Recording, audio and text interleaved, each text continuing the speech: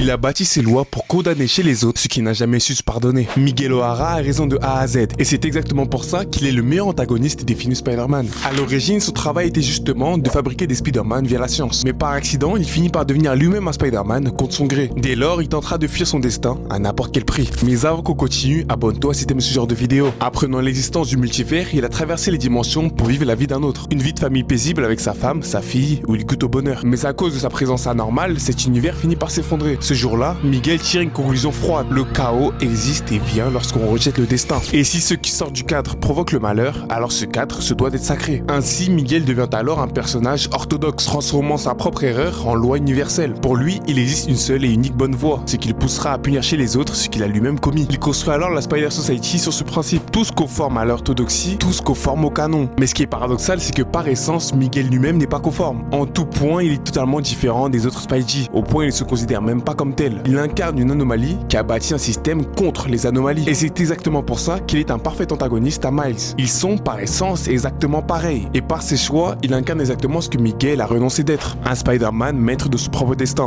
qui choisira lui-même sa propre identité. Mais détrompez-vous, si un seul des nombreux Spider-Man est une menace pour le multivers, alors Miles en est le parfait candidat.